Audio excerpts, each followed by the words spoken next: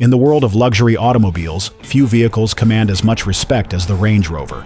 Its origins can be traced back to a time when utility reigned supreme, when the idea of a luxurious off-roader seemed almost absurd.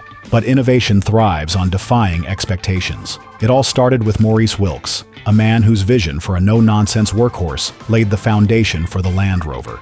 Yet, as the years passed, another mind would take that DNA and redefine it, proving that off-road prowess and refinement could coexist. What followed was the birth of a billion-dollar brand that redefined the meaning of the word SUV.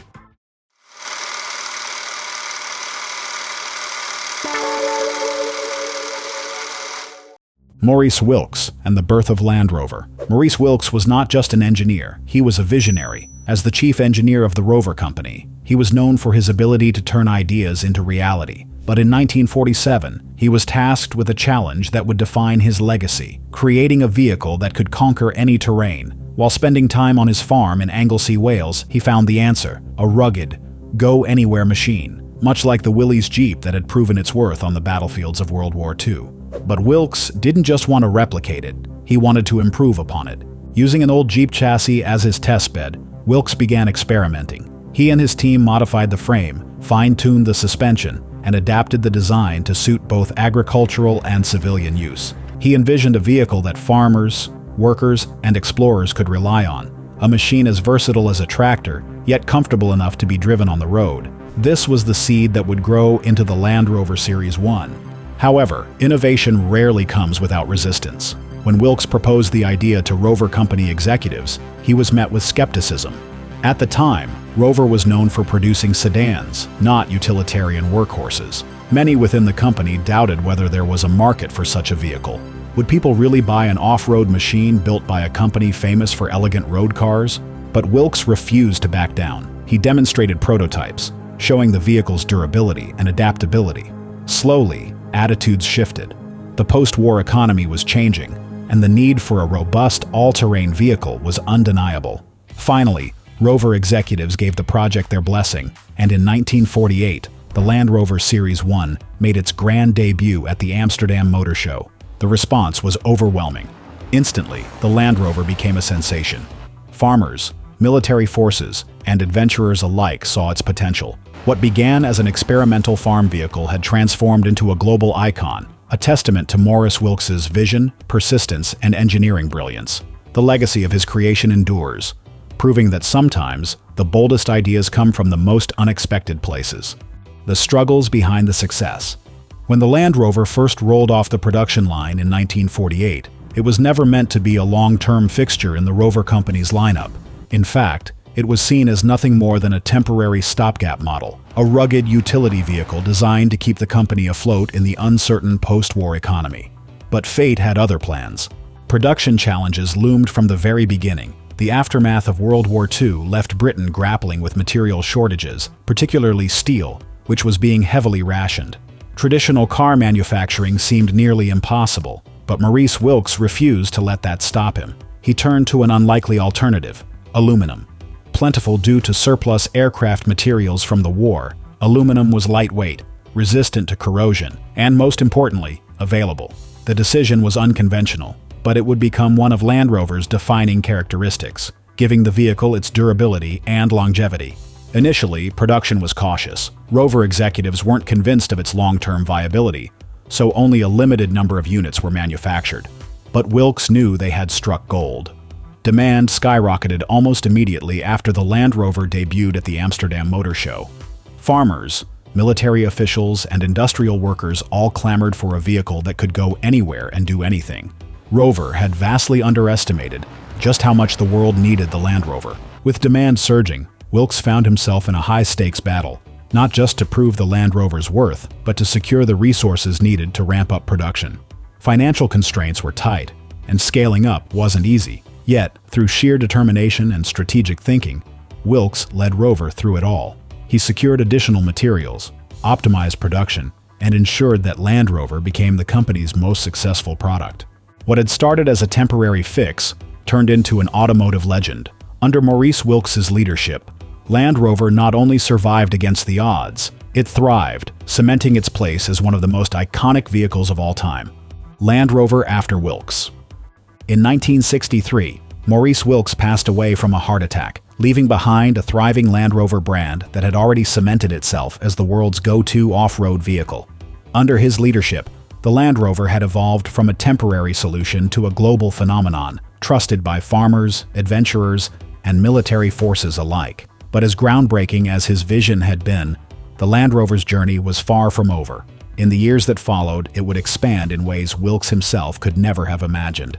The Land Rover Series 2 and Series 3 became symbols of rugged dependability, spreading across continents and proving their worth in the harshest conditions. Whether crossing the African savanna, navigating the Australian outback, or enduring the Arctic cold, Land Rovers became indispensable tools for those who needed reliability in the most extreme environments. Governments, humanitarian organizations, and expedition leaders all turned to Land Rover, reinforcing its reputation as an unstoppable workhorse. However, while the Land Rover's dominance off-road was unquestionable, the automotive industry was changing. By the late 1960s, a new demand had begun to take shape. Buyers wanted not just capability, but comfort. Wealthier customers sought vehicles that could handle rough terrain without sacrificing refinement. The idea of a premium off-road vehicle, once unthinkable, was beginning to gain traction. While the original Land Rover had been a tool of necessity, a new market was emerging, one that desired luxury as well as toughness. Though Wilks did not live to see it, his creation was on the brink of a transformation. The rugged DNA of the Land Rover was about to be merged with a new, unexpected element: luxury. What came next would redefine the SUV forever. The birth of the Range Rover. As the demand for vehicles that could handle rough terrain without sacrificing on-road comfort grew, Spen King, the brilliant engineer and nephew of Maurice Wilks, saw an opportunity to revolutionize the SUV forever. King envisioned a vehicle that could bridge the gap between rugged utility and refined luxury, a concept that had never been attempted before. Leading a small, dedicated team, he set out to develop a prototype that would lay the foundation for something groundbreaking. To keep the project under wraps, they gave it the code name Velar, a name derived from the Italian word velare, meaning to veil or to cover. But what they were creating was anything but ordinary. The Velar prototype introduced a series of engineering breakthroughs that set it apart from traditional off-roaders. Unlike the Land Rover, which used leaf springs for suspension, the new design featured coil spring suspension, offering a smoother ride without compromising capability.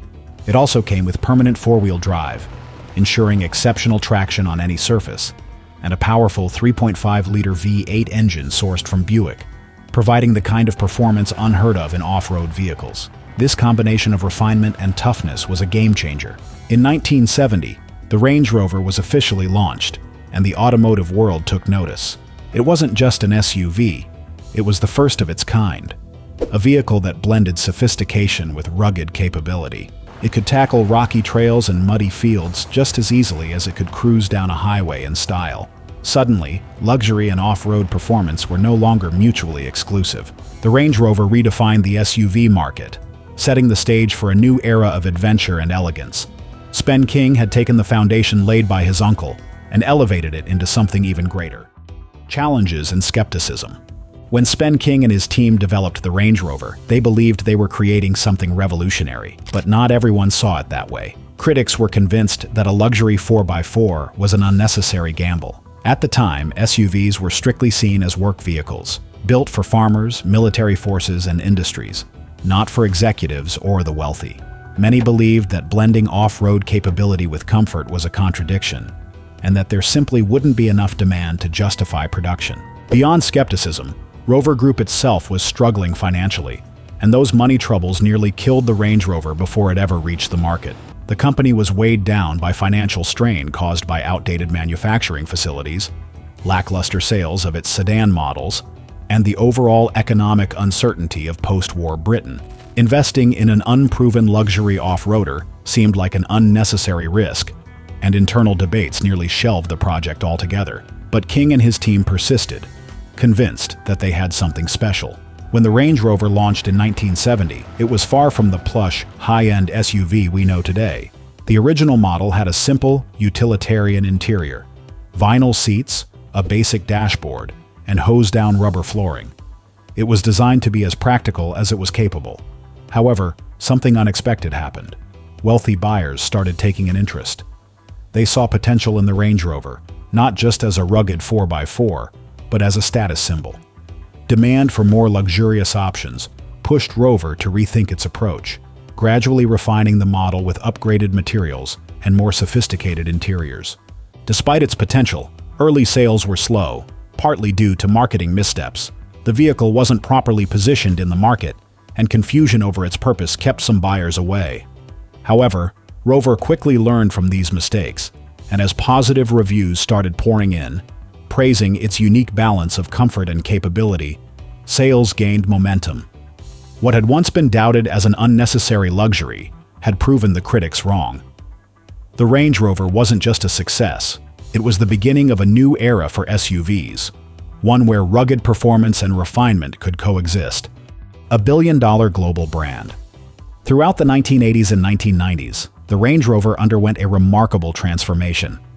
What started as a rugged yet practical off-roader evolved into a true luxury vehicle, incorporating high-end features that redefined the SUV segment. Leather seats, wood trim, and an advanced air suspension system elevated the driving experience, making the Range Rover as comfortable on city streets as it was on mountain trails. These refinements solidified its reputation as the ultimate blend of capability and sophistication. As the Range Rover became more refined, it also became a status symbol. Celebrities, politicians, and business leaders gravitated toward the vehicle, drawn to its combination of prestige and performance. Whether parked outside exclusive clubs in London or navigating Hollywood streets, the Range Rover signified success. It was no longer just an off-road vehicle, it was a statement. The brand's expansion reached new heights in 1987, when the Range Rover officially entered the US market. At the time, luxury SUVs were almost unheard of, with American buyers associating four-wheel drive vehicles with utility rather than exclusivity. But the Range Rover changed that perception, offering an SUV that could provide both rugged capability and first-class comfort. Its success in the US proved that there was a growing market for premium off-road vehicles. This success did not go unnoticed. Inspired by the Range Rover's dominance, other luxury automakers soon followed. Mercedes-Benz introduced the G-Class to a broader market, BMW developed the X5, and even ultra-luxury brands like Bentley and Rolls-Royce eventually entered the SUV space. What had once been a niche idea had become a full-fledged movement, all thanks to the Range Rover's ability to merge adventure with opulence. By the end of the 20th century, the Range Rover had not only redefined itself, but had reshaped the entire automotive industry. Corporate turmoil. Despite the Range Rover's success, the Rover Group continued to struggle financially throughout the late 20th century. Poor sales from its other divisions, outdated manufacturing processes, and mounting debts made it difficult for the company to stay afloat. In 1994, Rover Group was sold to BMW, which hoped to revive the brand. However, the partnership proved to be anything but smooth. BMW faced immense challenges in turning Rover's fortunes around, and by 2000, it had had enough. The company decided to break up Rover Group, keeping the Mini brand while selling Land Rover to Ford. The move marked yet another chapter in Land Rover's turbulent history, but Ford saw potential in the brand. Under Ford's ownership, Range Rover continued to evolve, incorporating more advanced technology, powerful engines, and cutting-edge luxury features that kept it ahead of the competition. However, financial struggles within Ford itself led to yet another sale. In 2008, amid a global economic downturn, Ford sold Land Rover, alongside Jaguar, to Tata Motors, an Indian automotive giant. Many doubted whether Tata could handle such prestigious brands, but the company allowed Land Rover the freedom and investment needed to thrive. The creation of Jaguar Land Rover, JLR, under Tata's ownership brought stability and innovation, ushering in a new era for Range Rover. Yet, through all these ownership changes, one thing never wavered: Range Rover's status as the gold standard for luxury SUVs. Despite financial turmoil and corporate shakeups, it remained the vehicle of choice for royalty, celebrities, and executives worldwide. Today, Range Rover continues to lead the luxury SUV market, proving that no matter who owns the brand, its legacy of refinement, capability, and prestige endures. The Range Rover's legacy. The Range Rover didn't just redefine the SUV, It paved the way for an entirely new category of high-end, ultra-luxury off-road vehicles. When it debuted in 1970, many doubted there was a market for an SUV that combined rugged capability with refinement. But Spenking's vision proved them wrong. Over the decades, the Range Rover evolved, setting the standard for what a luxury SUV could be. Today, the influence of the Range Rover is undeniable. It now competes with some of the most prestigious names in the automotive world, including the Rolls-Royce Cullinan and the Bentley Bentayga. These ultra-luxury SUVs, built for the elite, might not have existed if Range Rover hadn't first demonstrated that buyers wanted a vehicle that could conquer the wilderness in absolute comfort. What started as an ambitious experiment is now an industry-wide expectation. Jaguar Land Rover, the parent company of Range Rover, is now worth billions, and the Range Rover lineup remains its crown jewel. From the standard Range Rover to the high-performance Range Rover Sport and the sleek, stylish Range Rover Velour, the brand continues to dominate the luxury SUV market. The demand for exclusivity and capability has never been higher, and Range Rover continues to push boundaries to stay ahead of the competition. As the automotive world moves towards sustainability, Range Rover is evolving once again. The introduction of hybrid and fully electric models marks a new era for the brand, ensuring that luxury and off-road capability remain at the forefront while embracing cutting-edge technology. Advanced driver assistance systems, ultra-premium materials, and state-of-the-art infotainment further cement its place as the ultimate luxury SUV. More than 50 years after its debut, the Range Rover remains the benchmark for luxury off-roaders. What started as a bold vision in 1970 has become an unstoppable force, proving that innovation, elegance, and capability can coexist. As the industry continues to change, one thing is certain: Range Rover will continue to lead the way. Today, the influence of Maurice Wilks and Spenking can be seen in every SUV on the market. The Mercedes-Benz G-Class, once a military vehicle, evolved into a luxury icon. Lamborghini's Urus, a supercar-powered SUV, exists because Range Rover proved there was demand for high-performance luxury off-roaders. Even Bentley and Rolls-Royce, brands once dedicated to handcrafted sedans, now compete in the luxury SUV space, a market that Wilks and King unknowingly created. What do you think of luxury SUVs? Tell us in the comments below. Thank you for watching and see you in the next video.